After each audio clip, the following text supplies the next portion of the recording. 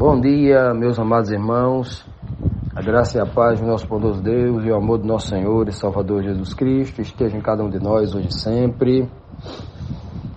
É com muita alegria que nós começamos mais uma semana e mais uma lição bíblica diária que iremos ver todos os dias durante essa semana. Uma lição muito linda, uma lição lindíssima, inspiradora, uma palavra reveladora que vem fortalecer a nossa fé, que está no livro de João, no capítulo 9. O título da lição desta semana é O Enviado da Luz. O enviado da luz é Jesus Cristo. A Bíblia diz que ele é o resplendor da luz de Deus, da glória de Deus. Ele é a lâmpada aonde dentro dele está a luz de Deus para refletir sobre o mundo, sobre o universo. Jesus é o enviado da luz, ele é a lâmpada e reflete a luz de Deus sobre cada um de nós. Pois bem, no verso síntese dessa semana, está logo nos 2 primeiros versículos do capítulo 9 de João, que nós iremos examinar a partir desta semana. E o texto diz assim: E passando Jesus, viu um homem cego de nascença. Perguntaram-lhe os seus discípulos: Rabi, quer dizer mestre, né? Quem pecou, este cego ou os seus pais, para que ele nascesse cego assim? O texto quer dizer exatamente isso, né? A primeira parte do verso está dizendo bem claro que Jesus ia passando. Parece até que Jesus não foi ali só para isso. Como se o Pai não tivesse enviado ali para isso. É como se ele ia passando. E os discípulos dele chamassem a atenção dele para aquele cego. É como se ele fosse passando. É como se Jesus estivesse na nossa vida de passagem. Ele não viesse para ficar, né? A ideia ia passando Jesus. Ele ia caminhando e vira o cego. Eu tenho certeza absoluta, que nada do que acontece na vida de Jesus Cristo é algo que lhe surpreende. É algo que não estava programado por um Deus onisciente, que sabe todas as coisas.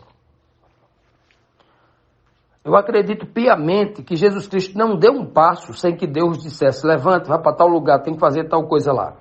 Ou então vá para tal lugar, quando chegar lá eu digo que você tem que fazer. Assim como o Senhor fazia com Elias, assim como o Senhor fazia com Eliseu, e fazia com todos os outros homens que se deixaram guiar pelo Santo Espírito do Senhor. Então, quando o texto diz que Jesus Cristo ia passando, né, passando para os discípulos, passando para ensinar a eles, né, que Deus não passa despercebido, que Jesus Cristo, guiado pelo Espírito de Deus, jamais vai passar pela vida despercebido, desatento para aquilo que tem que ser feito. Jamais, jamais, jamais. Olha, amados, e o texto diz aqui que eles passando viram um cego. Alguém que não tinha a luz dos olhos. Alguém que não enxergava. Alguém realmente que não conseguia ver a luz do dia. Alguém que precisava da luz. Aquele homem não tinha. Aquele homem não tinha a luz dos olhos. Por isso que Jesus é o enviado da luz, para trazer luz, para proporcionar luz à vida das pessoas. E então, quando Cristo ia passando, os seus discípulos lhe perguntaram: Mestre, nós queremos saber uma coisa, quem é que pecou para que este rapaz nascesse assim cego de nascença? Já nascesse cego desde o ventre da mãe dele. É um pecado muito grave. Algo muito sério que aconteceu para que ele sofresse essa consequência. Quem foi que pecou, mestre? Foi ele mesmo, cometeu um pecado grave, ou os pais dele? Olha que pergunta. Como é que uma criança que já nasce cega cometeu um pecado grave dentro do ventre da mãe, para já nascer assim? Que pecado? Uma criança completamente inocente, sem praticamente a razão, porque ele vai desenvolver ao longo da vida, com a razão que lhe será dada, com a capacidade de aprendizado que ele vai ter, formar o seu caráter. Como, né? Alguém faz uma pergunta dessa, né? Sabe, essas perguntas assim, essas perguntas completamente cegas, perguntas de alguém que não consegue enxergar o entendimento. Tudo isso vem da religiosidade. Não tenho dúvida que os discípulos de Cristo haviam aprendido essas coisas filosóficas com os líderes religiosos. E agora estava trazendo para Cristo. E aí eu imagino que Cristo olhou assim: estou olhando para ali e vejo alguém cego de nascença que não enxerga a luz do dia.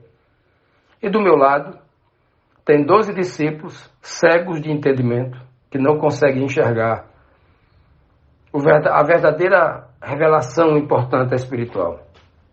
Imagina a dificuldade de Cristo em olhar ali a quantidade de cegos ao seu redor. E é sobre isso que nós iremos estudar durante esta semana. Continuando, meus amados, vamos aqui para a primeira pergunta. Que resposta deu Jesus aos seus discípulos, ainda influenciados pelas tradições da religião judaica? João 9, versículo 13 e 4 diz assim: respondeu Jesus: nem ele pecou e nem seus pais, mas foi para que nele se manifestem as obras de Deus. Importa que façamos as obras daquele que me enviou enquanto é dia. Vem a noite, quando ninguém pode trabalhar. Veja que a resposta de Jesus Cristo é sempre para aqueles que estão cegos, para aqueles que ainda não tiveram entendimento. Quando eu falo cego, não estamos aqui desmerecendo os discípulos. Não estamos aqui dizendo que eles não enxergaram Jesus Cristo, que eles não enxergaram que Jesus Cristo era o Mestre, né? O Filho de Deus, não. Falando cego de entendimento, como nós ainda somos cegos de entendimento para alguma coisa que a gente não compreendeu ainda. Falo nesse sentido.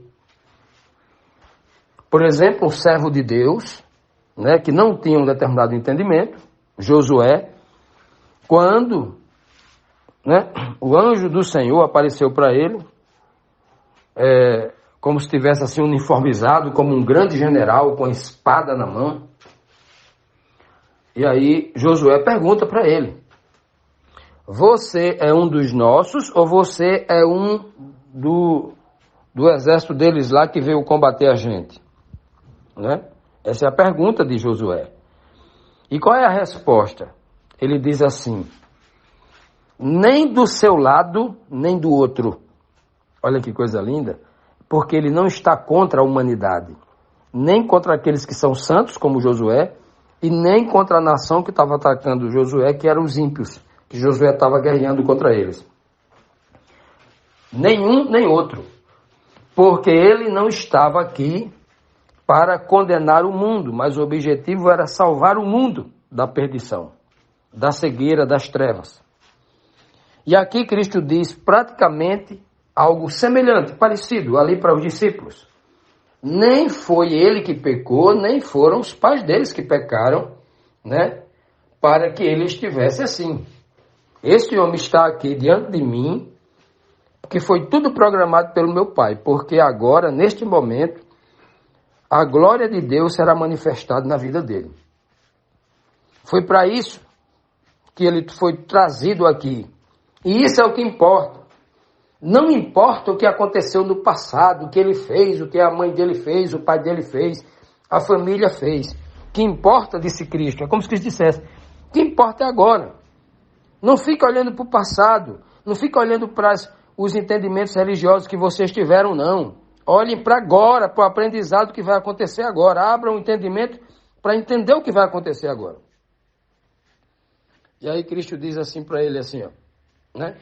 Obviamente, quando eu estou dizendo aqui que Cristo, né, há uma verdade bíblica que a gente não deve estar preso ao passado, quando a Bíblia mesmo manda a gente voltar ao passado diretamente para compreender o futuro, examinar.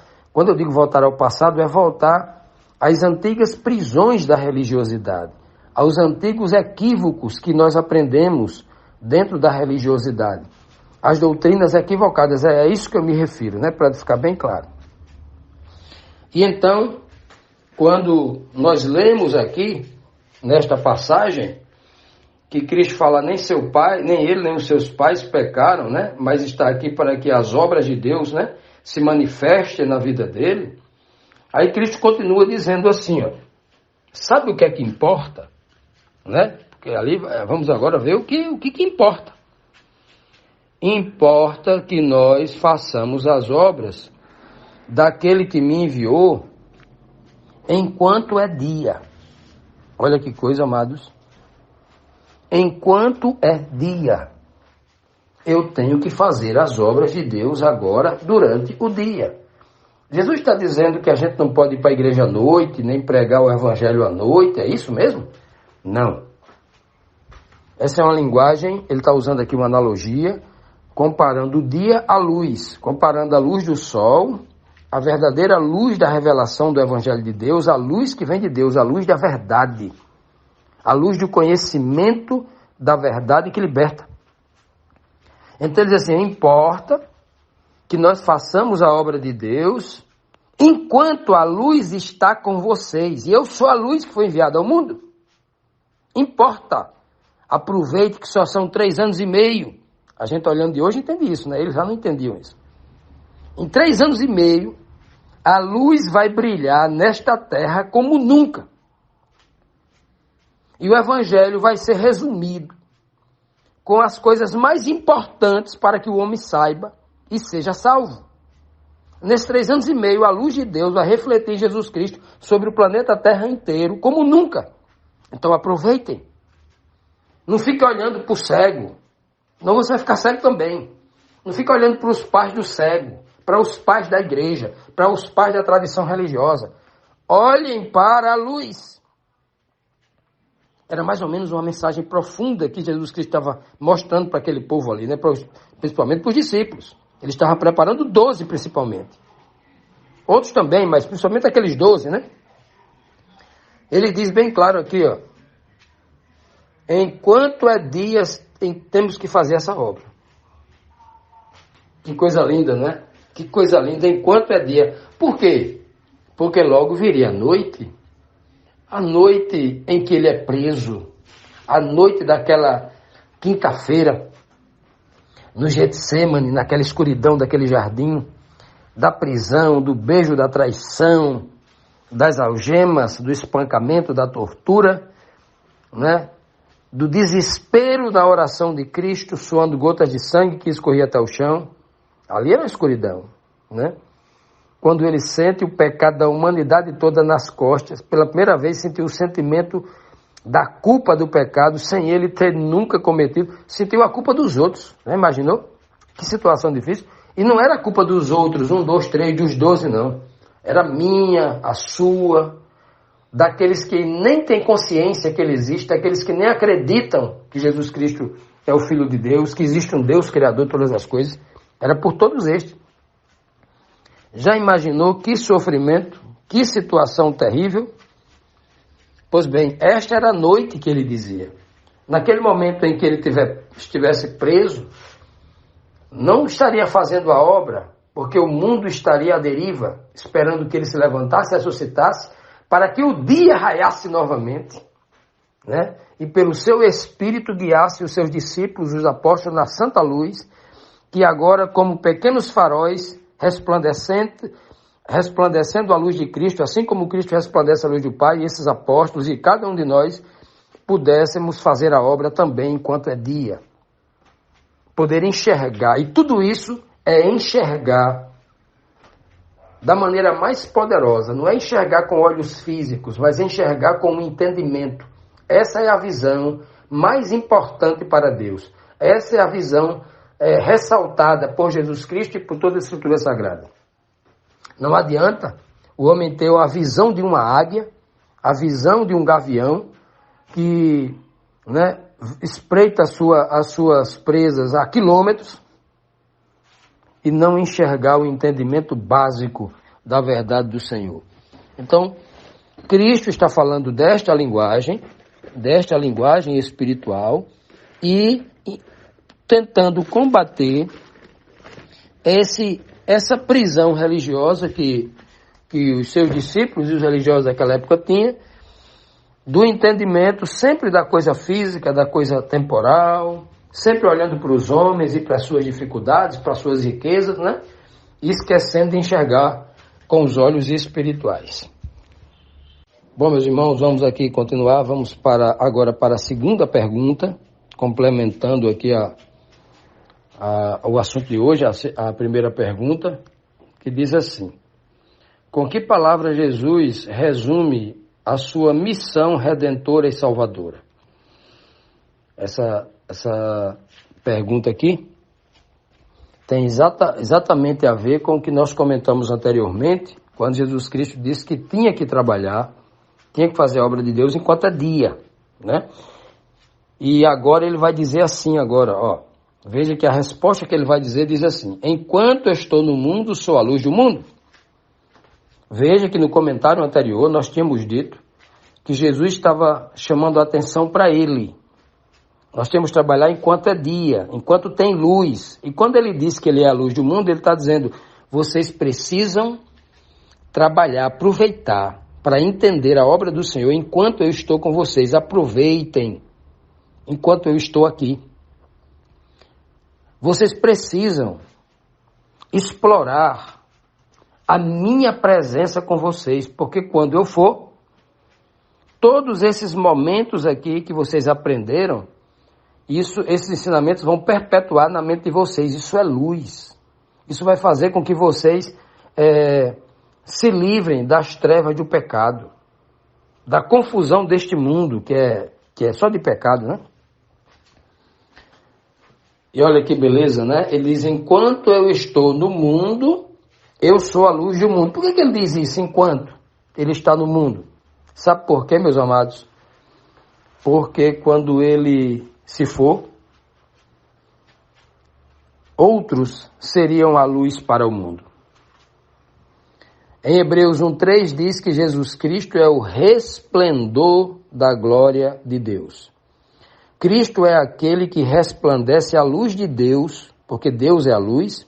O Apocalipse é muito claro, diz que na nova terra, para sempre na eternidade, Deus será a luz e Cristo será a lâmpada. Cristo será a lâmpada, ela reflete a luz que vem da energia elétrica, né? A lâmpada por si só, ela não gera luz, né? Ela só é um vaso onde recebe a luz e processa aquilo para que, né, haja o brilho. Então, quando Cristo, a exemplo do que o Pai faz com ele, ele faz exatamente conosco. A luz de Cristo, nós, os discípulos, os apóstolos daquela época, precisa resplandecer a luz de Cristo, assim como Cristo resplandece a luz do Pai. Quando ele diz assim, né, eu sou a luz do mundo enquanto estou no mundo, né, ele está dizendo enquanto estou, porque quando eu me for, quem será a luz para o mundo? Vocês, os apóstolos. Por isso que ele diz que os apóstolos ali, e todos os discípulos verdadeiramente de Cristo, são o sal da terra e a luz do mundo também. Então, quando ele diz que enquanto eu sou a luz do mundo, porque quando eu não estiver no mundo, vocês serão os meus pequenos faróis. Vocês irão resplandecer esta luz do Evangelho. Não para que vocês sejam pregadores eloquentes, não, porque o Evangelho, ele não é só de palavras, mas ele é de ações. Então, Cristo estava ali ensinando a eles, curando, cuidando, orientando, pegando na mão, fazendo, principalmente fazendo, para que eles entendessem o que é o Evangelho.